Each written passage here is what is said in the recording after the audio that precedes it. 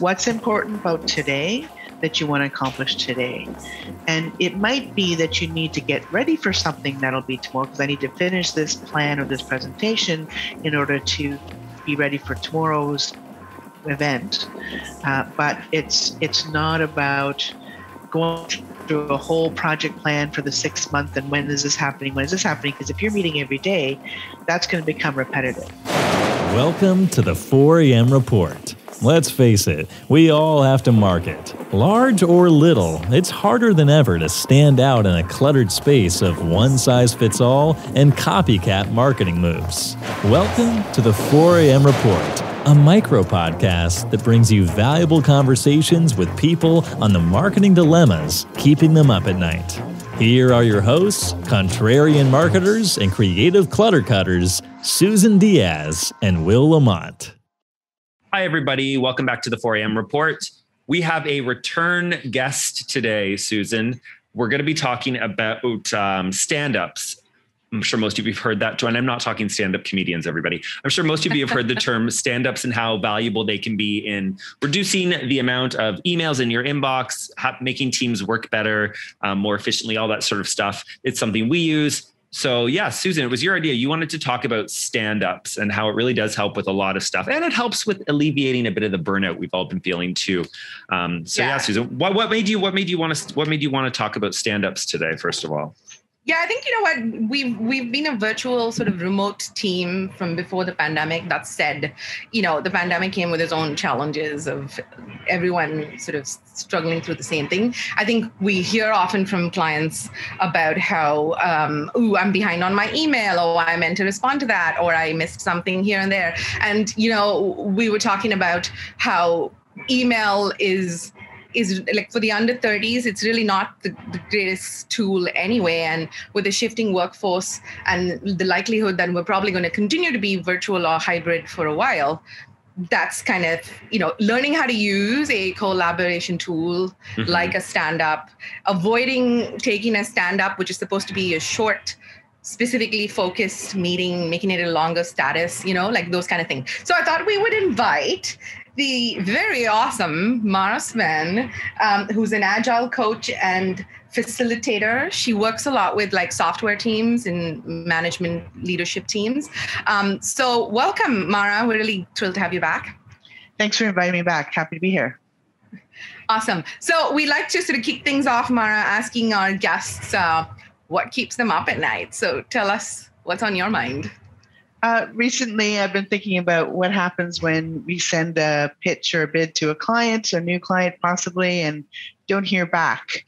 And you sort of ghosting. Okay, did I charge too much? Are they just busy? How often do I follow up? So that was been going around in my head at night today, last few days. You and us both, Mara. That's seriously. They're good. It's like okay.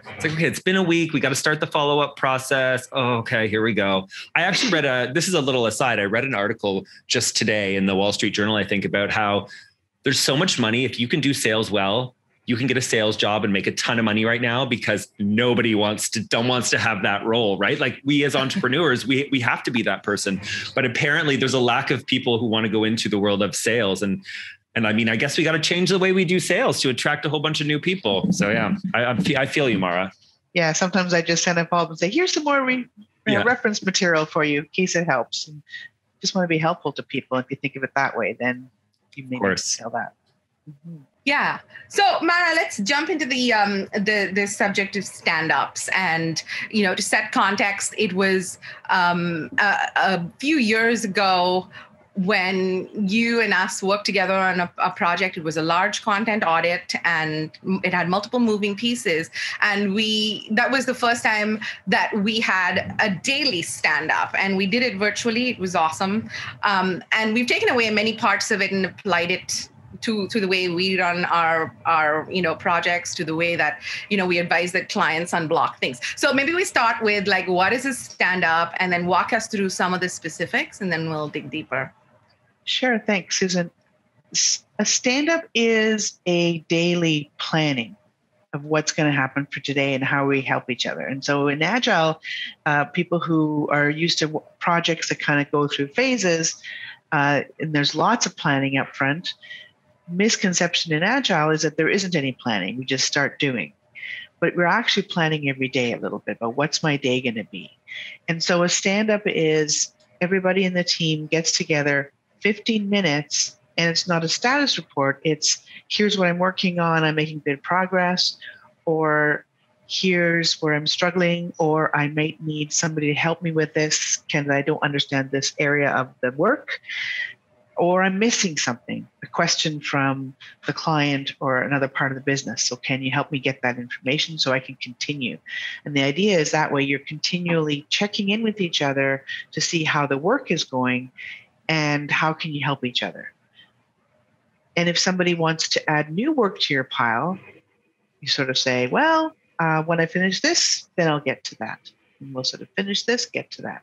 And it's time box of 15 minutes. And ideally, you actually stand up because it forces the time box to be a 15 minute because nobody wants to stand up for an hour necessarily.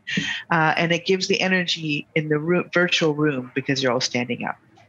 And what happens is if there needs to be, oh, I'm stuck on this, I'm not sure, and somebody has an idea and I can do this, you park that for after the stand-up. So right after the stand-up, you say, okay, well, Will and Susan need to meet with Mary. The rest of you can go to finish your work, do your day, and you guys stay behind to talk about in depth into the particular question or challenge or ideation.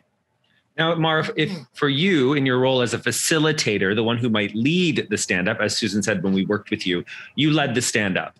Mm-hmm. Tell me about you as the facilitator. What are your goals?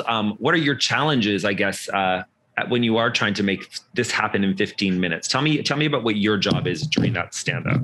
So my job is to create the space for everybody to have the chance to speak.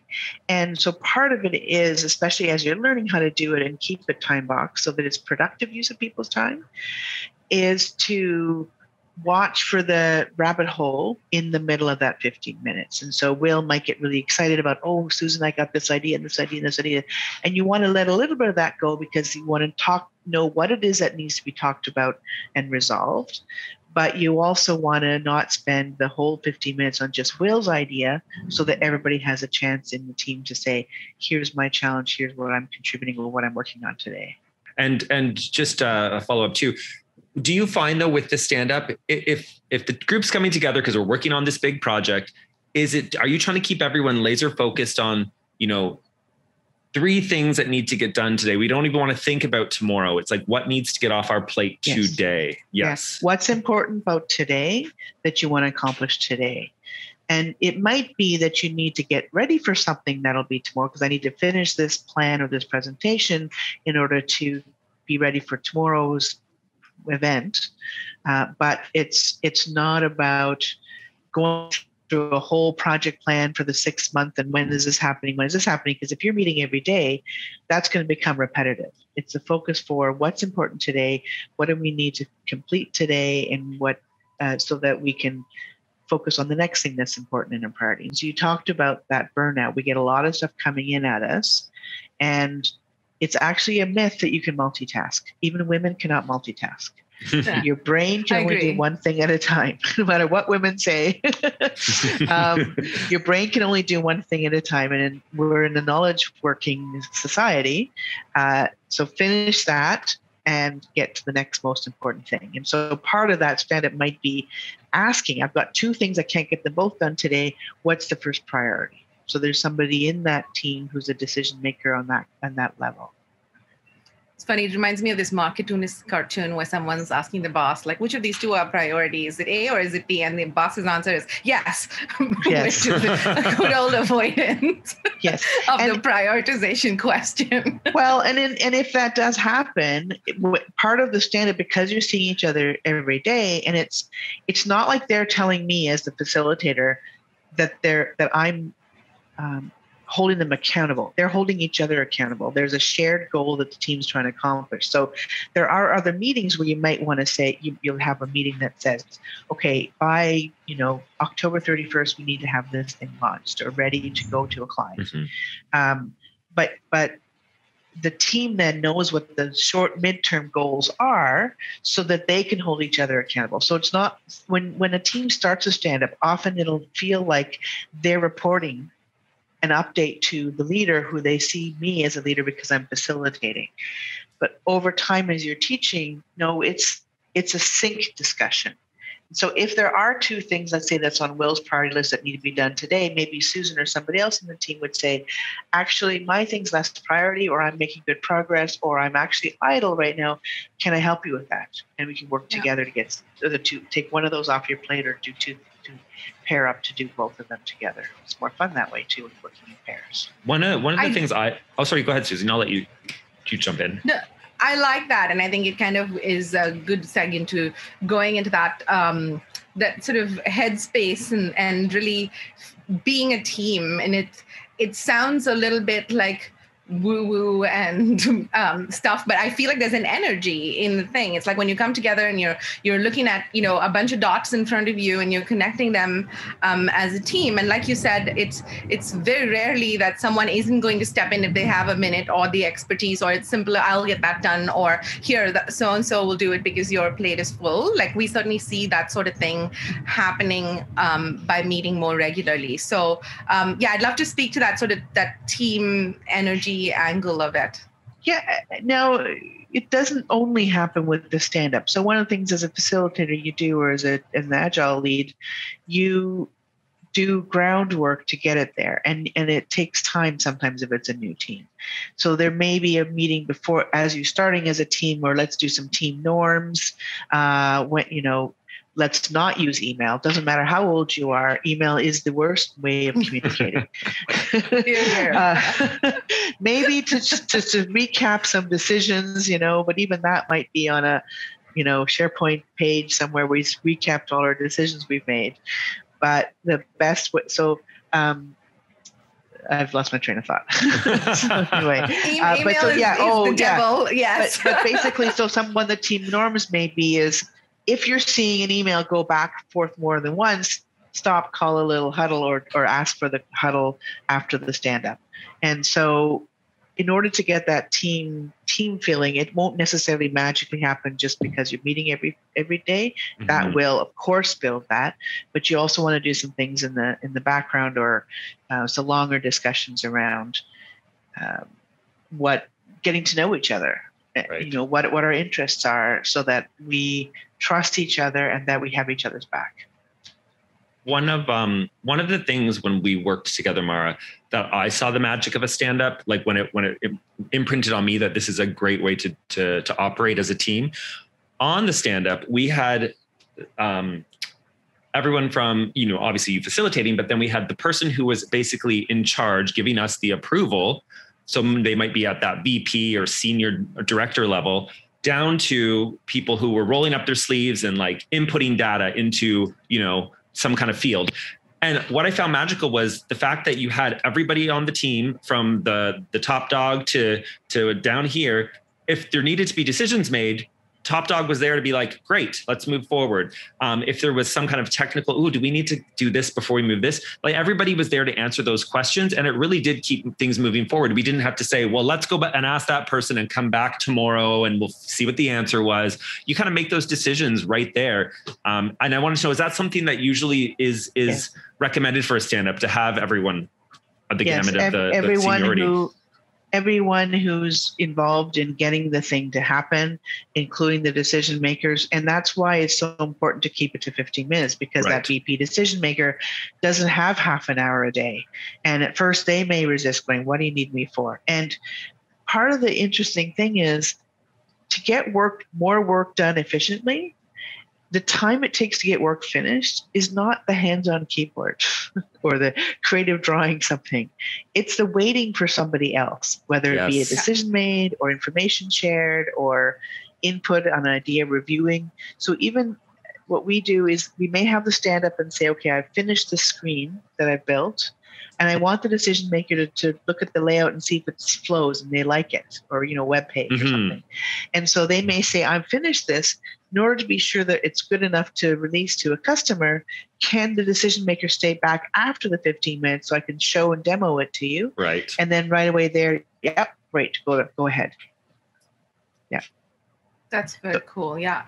So in terms of the 15 minutes then, how do you sort of keep that tight, especially if it's a larger team of people? How do we, like, maybe some tips for people from that facilitation perspective of how do you politely get someone to get out of a rabbit hole, or how do we decide that this thing, like prioritization, is not something that's easy for most people to do? So give us some tips in that area, Mara. Well, so there are two in Agile. There are two common methods, and one is Scrum. And in Scrum, you want to have the team no larger than 7 to 9 people, including the person facilitating, including the decision maker. And so there you just sort of have everybody just say, what's my goal today, and what do I have any blocks? Do I need help with somebody else? And so you sort of you have to teach that to people. If there is a block, we maybe put it on a whiteboard, say there's a block, who needs to stay behind to help you clear that? In the Kanban method, which is what we use when we work together, you want to visualize the work in progress on a Kanban board. We had another podcast about this. And so you only talk about the things that are closest to being done. And if you run out of time, you just stop. And so stuff that's further up the pipeline, like if you have your workflow of, I first need to do this thing, and then I need to do this, then I need approval. You don't talk about the things that are further up your workflow. And then over time, the things that are done, if there's a whole bunch, there'll be less. You don't pull in as many. So you talk about fewer things. And so I've been running this for our team, and we never got through it all, or we started where it was half an hour. Sometimes you want to give a little bit as you're starting. And then as they learn, the goal is to keep it shorter. And you start saying, well, we've talked about this. Everybody's busy. No point talking about the things that you can't start yet, or the things that are lower priority. So that's one tip, is visualize what you're focusing on, and stop it at 15 minutes and say, well, guess what? We can talk about those tomorrow if these get done. Yeah. No, I do remember you were always like, okay, let's just get that one thing. Let's get that done today. Come on, everyone. One thing done today. Let's move that forward. And even if it is just one little thing getting done, that's a success for your stand-up, isn't it? Totally. Yeah. Well, now you mentioned, when we were doing a little pre-chat, you mentioned something about doing monthly or biweekly retrospects. It's almost like part of your role is to examine the success of your stand-up and to look if we can do some tweaking around our stand-up to make it better and more or better for the people who are involved. So tell me a little bit about what you meant by that. So in Agile, we do retrospectives, and it can be about the stand-up. It could be about more things. It could be about our team agreements. Just say, hey, we're doing too many emails to each other. Let's make sure we stop that, because it's distracting us. We're pinging each other all the time, and I can't have my focus work. So the idea is that you inspect and adapt as you go along. You learn as you go along about the product you're delivering, the service you're delivering, or how are you working. So when you start a team up with those team agreements and the team culture and getting to know each other, it's not a one and done. You keep on learning what makes you a strong team, or what you need to do to improve your teamwork. And often one of the things that comes up in a retrospective, like I don't presuppose it'll be about the stand-up, but what often comes up in a retrospective is, our stand-ups have been too long. How do we make sure we focus? So then it's them saying, I don't want to be in a stand-up for half an hour or 45 minutes or an hour. Then when it becomes their idea, then I say, well, then give me permission to plug the ELMO. I call it enough, let's move on. Can we park that? ELMO. I actually had a little Elmo love doll. That. Yes. Yeah. Say that again. It's enough. What let's move on. ELMO. Okay, I love that so much. Yeah. And when the idea, when you create the safe space for the ideas about what to do, what to improve as how we work together, then, and the ideas come from the team, then you as a facilitator have their permission to enforce is the wrong word, but to make those rules and those guidelines stick. In a recent retrospective on one of my teams, it was while we had kids remote schooling, and they had to be online at 9, and one of the women said, I have to help my daughter get online at 9. So let's start our stand-ups at 9:15. So it gave everybody 15 more minutes to get ready for their day instead of waiting for this. She was a decision maker. Instead of waiting for her to join, we started sharp at 9:15 and ended sharp at 9:30. Nice. Yeah. Very cool. So Mara, from a mental health perspective, I think the last 18 months or so of pandemic living, there's burnout, depending on whether you're an introvert or an extrovert, there's different struggles that people are facing. And really that, staying in connection with people, keeping those relationships going in a two-dimensional form has proved challenging to learn. And with that in mind, talk to us about how a stand-up can support that. I know that we save a lot of time we call it the shooting the shit and, checking in on each other and how's your chicken and, how's your cleaning? And, we certainly work that in. She said chicken because we do have someone we work with who has a flock of chickens, I guess. So just in case you wondered of all the examples Susan threw out, how's your chicken is an example. Anyways, sorry, Susan. I just wanted to clarify that you're not crazy. 100%. So how's your chicken? Kind of questions. How do we sort of make time for that meaningfully and also sort of support each other as a team? Sometimes a couple of things. We're just talking about the retrospective. Sometimes something like that comes in a retrospective. Let's make some time to just talk about our kids or our chickens or our aging parents, or talk about something that isn't COVID. What do you watch on Netflix lately? And the other thing is that when we were in the office, I worked in a team of Agile coaches that would plan, training events and which team needs help in our support. And we were in cubicles and we didn't need a stand-up because we were sitting right next to each other. We just turn around and say, hey, this is going on. How could we help this team? And so when we went to working from home, we instituted a daily meeting because we realized we didn't see each other. We didn't know what was happening. And we, are you okay? How's your health? What are you working on? And so the stand-up is not really a place to check in as humans. However, what I do notice with the team that we moved from 9 to 9:15, people are logging on a little bit early to have a couple of minutes to chit-chat about, oh, shoot, the Leafs lost, or Montreal's in the Stanley Cup Finals. And then we move on to the stand-up. And then there would be the time after where we'd stay problem solving, but then again they would chit chat and laugh and say, "Great, see you tomorrow." Very cool. I really like that.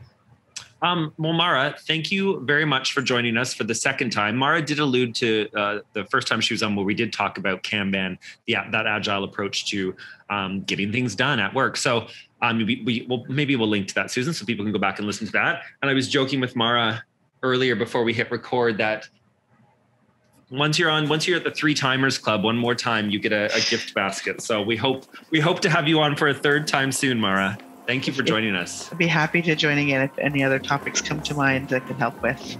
Thank you. See you later. Bye-bye. We hope you enjoyed this episode. If you're losing sleep over a marketing-related problem, let us know. Drop us a line at cp.digital. Sweet dreams. Well, hopefully.